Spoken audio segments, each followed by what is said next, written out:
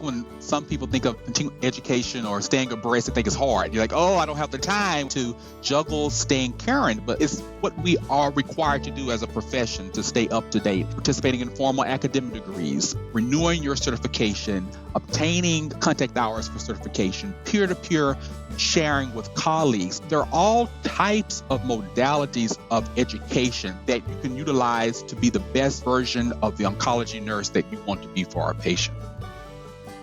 You're listening to the Oncology Nursing Podcast, where ONS Voices Talk Cancer, a resource from the Oncology Nursing Society. Through conversations with subject matter experts, we examine the important issues in oncology nursing, from new treatments to patient-centered research to advancements in clinical practice. Join us as we hear from nurses in all facets of oncology care, from bench to bedside and everywhere in between. Welcome to the Oncology Nursing Podcast.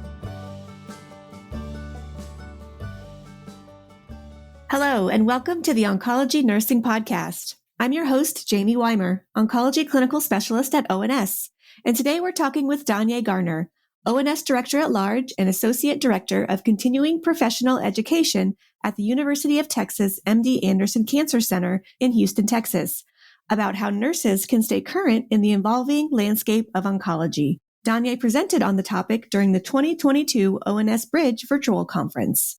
As a reminder, you can earn free NCPD contact hours after listening to this episode and completing the evaluation we've linked in the episode notes. Thanks so much for joining us today, Danya. Thank you. To get started, let's get a barometer on change, because we know the oncology field is constantly evolving and we're seeing more changes today than ever before.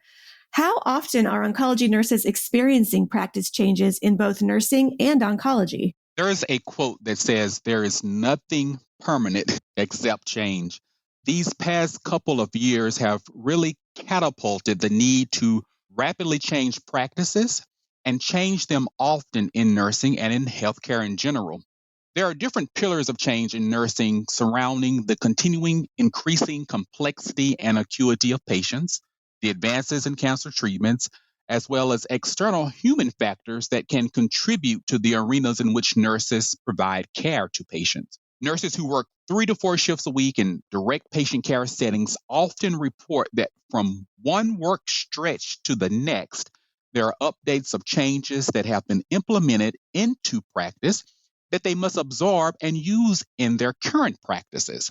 This could be something as simple as a substitution in patient supplies to changes in institutional policies. You described some great examples there, and I know from my own experiences that every day I can get an email come through with 1, 2, 3 new approvals for new agents that are now on the market that we're going to be using with patient care. And so those types of changes are certainly coming fast and furious. What are some educational methods nurses can use to help keep themselves and their other colleagues up to date on changes in the field? One aspect of educational platforms that has significantly increased is virtual educational offerings, both live virtual activities as well as on-demand learner-paced activities. Some activities offer nursing continuing professional development, as you said earlier, NCPD contact hours, such as this podcast, and others provide evidence-based content, but may not award NCPD contact hours. The wonderful thing is that nurses have the opportunity to tailor what types of education that we participate. If we have nursing certification, such as OCN, for example, we know that we need a certain amount of individual learning needs assessment points in specific categories. However, we also have the opportunity to learn about additional topics that interest us and advance our clinical knowledge and expertise. People are using their social media platforms, such as LinkedIn and Twitter, to advertise virtual education and nursing research dissemination opportunities. Recently, I was browsing LinkedIn and saw a post from a school of nursing that I follow, advertising a 1-hour Zoom discussion sharing international nursing case studies in Haiti, Ghana, and Nigeria.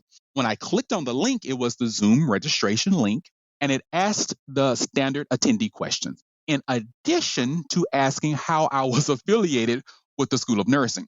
Well, after I submitted it, I thought, I'm not going to receive the link because I'm not affiliated with this particular School of Nursing. But I put it on my calendar as a save the date just in case. There was nothing to lose. Either I would be allowed to attend or not. Well, one day prior to the program, I received the actual Zoom link and my registration was approved. It was a wonderful program with nurses sharing magnificent work and research that was being conducted internationally. So the virtual educational offerings are one method that nurses can readily and easily use to stay up to date in the changes in the field. I think if we had to find one silver lining of the pandemic is that virtual has become an expectation now, a norm. And it's so beneficial, especially you see the development of ONS Bridge, which you presented at. It's just that opportunity to be inclusive of nurses that for various reasons can't travel to on-site live educational offerings, but still receive that content. And what I really enjoy is that so many of those offerings are now recorded and then available after the fact. So it's even eliminating that barrier of a specific date and time, but still being able to access that education at the time that's right for you. So I think that's a great example of ways to continue to seek out those educational opportunities and not feel constrained by schedule or other life events. There seems to always be a way to fit it in if you find the opportunity that you want to participate in. How can oncology nurses establish a peer-to-peer training or mentoring in their units? If they do attend an offering, they learn some new education, how can they share that with their colleagues on their unit or in the clinic or in their office? There is so much to learn. Sometimes you think it's too much to learn, but with the availability of many virtual conference opportunities, like you just mentioned, and several conferences offering in-person options, the past adage of divide and conquer has really been reinvigorated. I use the acronym ACE, A-C-E. A for attend the event, C for categorize the content, and E for explain to colleagues. There is so much great work that oncology nurses are doing across the nation that it should be disseminated. Aside from attending formal education events, oncology nurses can also involve themselves in opportunities for both formal and informal mentorship opportunities at their work locations. That may take the form of precepting nursing students or nurses, taking part in train the trainer roles within various institutional initiatives, or formal involvement with various educational councils and committees. I mean, peer-to-peer training and dissemination is a wonderful opportunity to continue the conversation and disseminate those practices. Certainly, dissemination of findings is critical to furthering the profession. Sharing what we've learned, sharing what goes right and goes wrong. Both of those pieces are important. And as you mentioned, attending conferences virtually or in person, that's one way to access that sort of cutting edge information that's being learned every day. Another option is journal articles. Can you tell us about the utility of journal articles, whether broadly in oncology or focused specifically in oncology nursing? How can individuals or oncology nursing units or even staff educators integrate journal articles into professional development? Jamie, I have to admit, I currently have a stack of nursing journals on a table in my office that I'm looking at right now. So I understand that oftentimes we can't keep up with the release of journals due to other competing obligations. With actual physical hard copy journals, the practice that I've participated in is that after reading a particular journal article, and I notice an article that would be of interest to a colleague, I share it with them. Peer-to-peer sharing. In the October issue of CJUN, there is an article on ovarian cancer symptom clusters. I have a colleague who is a nurse scientist whose specialty this pertains to. So I'm planning to reach out to her to see if she had a chance to read it and see what her thoughts are. It creates a perfect opportunity for peer-to-peer sharing. More formally, nursing professional development practitioners, nurse educators, unit-based educators can utilize the articles to tailor education for either initial employee onboarding for both new and experienced nurses to oncology, as well as ongoing education for tenured staff. I think that's a great example of that peer-to-peer application of taking what you've read or what you've learned and sharing that with the people that you think it might be relevant or helpful to. Full disclosure, I have a large stack of articles behind me as well. So you are in good company. And, I think that's a great, again, the example of CJON or, of course, Oncology Nursing Forum are two publications at ONS. But sometimes, even if those articles are hard to approach or you just can't find the time, I think ONS Voice, which is more of our news magazine, it's not a peer-reviewed journal, but it does provide little snippets of kind of cutting-edge things, new developments in the field, and it can sort of at least give you that broad overview of what's new, what's happening, and entice you to kind of dig deeper and learn more. So that's a great example of how to use what you do read and the information that you do consume and trying to share that with your colleagues so that they can benefit from that as well. Another term that I hear a lot lately is this just-in-time training. So can you explain to us how oncology nurses can use just-in-time training as a tool to stay current in their practice? Yes. Just-in-time training is an interesting modality. Just-in-time training actually originated in the manufacturing industry due to the need to minimize production errors because it synchronizes all processes, which are followed exactly when they are needed. One just-in-time training modality that many of us participate in is by using the self-checkout registers at various stores. The common theme of using a self-checkout register is the same, but there are store-specific nuances that can be refreshed during the checkout encounter. There are things which are not frequently performed that requires a refresher as well. So one such modality would be a micro-learning video, which is a short 2 to 5 minute video with usually one learning objective that is easy for the learner to access. The example that I shared in my Bridge presentation was utilizing QR codes that could be linked to various either hard copy online policies or micro-learning videos. I developed a micro-learning video as a refresher for nurses on how to assemble portable suction onto chest tube drainage devices for patients who have orders for continuous chest tube suction due to the development of an air link after lung resection surgery for lung cancer. It created a visual reminder of what goes where. This was not introducing a new concept, but it provided a quick refresher for nurses to assemble the equipment. So just-in-time training is really applicable for those refreshers and considering the constant changes that have taken place and are continue to take place. Know about this content that you need for practice, but you just need a few quick reminders that are easily accessible. So that's the perfect place for just-in-time training to occur. It seems like there's endless possibilities for how and where you could use just-in-time training in the realm of oncology. That was actually, I think, the inspiration for the development of the huddle cards that ONS now houses in their own huddle card library, of trying to break down all the various complex concepts, but in those bite-sized pieces that we can review. Maybe it's in the morning huddle. Maybe it's just at a quick staff meeting, something that is quick, kind of easy to consume, but gets right to the point and helps you move on with your day. So that's a great example of that tool that you created. And the video, I think, is an amazing component. We've always been told, oh, we'll read the policy. Well, sometimes reading, it's not what you need. You want to see it. You need those pictures, the visuals to help kind of integrate what it's telling you to do and what you're going to be seeing in front of you. So that's an amazing way to use that just-in-time training. Along those same lines, in terms of being prepared to create education, become a formal educator yourself, is there any academic education that nurses can pursue to stay current in oncology or in oncology nursing? Nurses whom I mentor always ask me a question somewhere along this same vein, and I really like to help them assess to find out what they are most passionate about in oncology nursing. There are so many roles and so many career paths. I always start with the broader roles, as educator, leader, advanced practice nurse.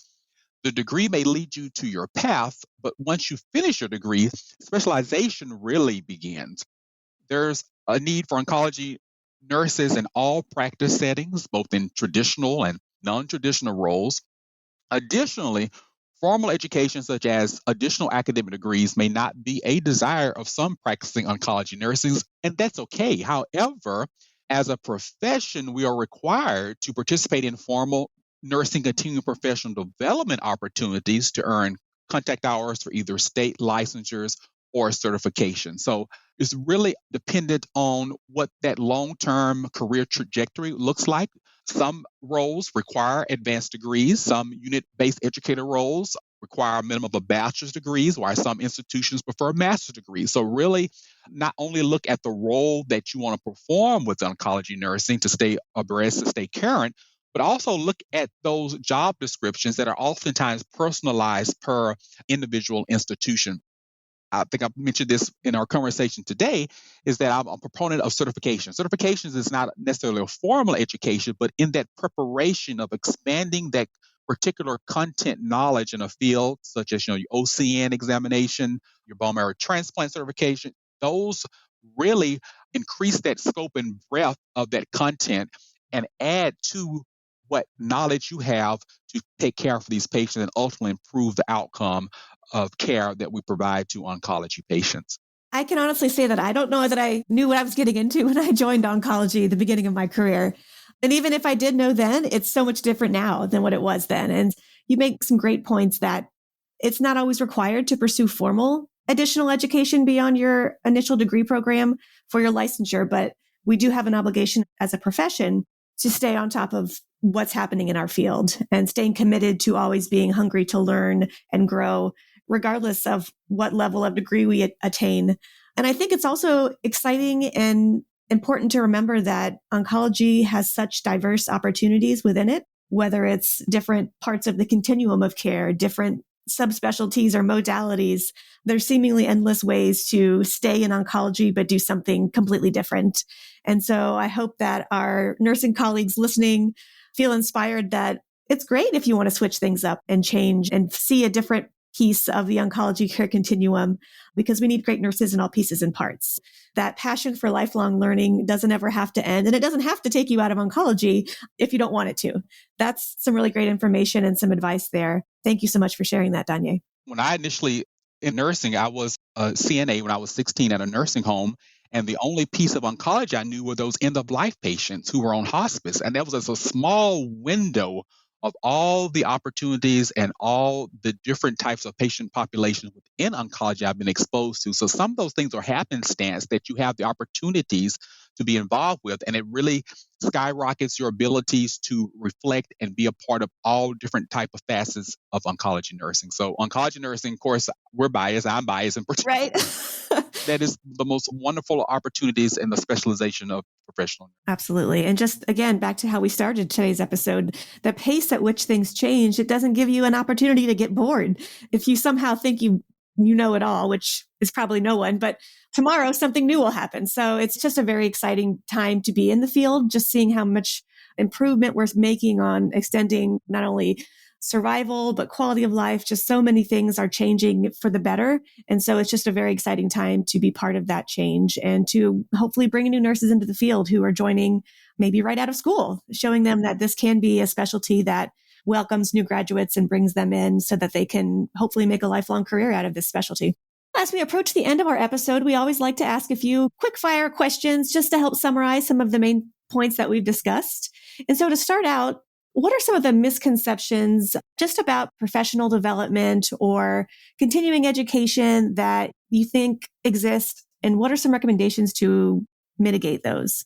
I think when some people think of continuing education or staying abreast, they think it's hard. You're like, oh, I don't have the time. I don't have the time in the day to juggle staying current. But as you alluded to earlier, it's what we are required to do as a profession to stay up to date and really look at staying up to date and of how you can stay up to date, such as participating in formal academic degrees, renewing your certification, obtaining contact hours for certification, peer-to-peer sharing with colleagues. There are all types of modalities of education that you can utilize to be the best version of the oncology nurse that you want to be for our patients. I agree 100%. We've recently done some work and spoken with members about the need for education, but as you mentioned, like the time and, when can I? And I'm especially sensitive and concerned that that is a challenge right now, especially with staffing challenges and being pulled in a million directions and just being completely at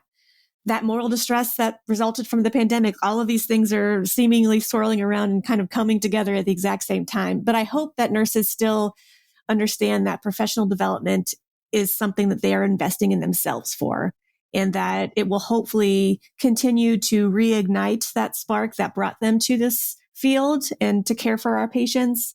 And while sometimes, yes, it can be like, not another webinar or something.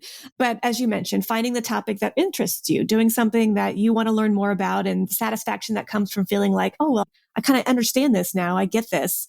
all of those things can hopefully help overcome some of those feelings of overwhelm that might be happening for nurses right now.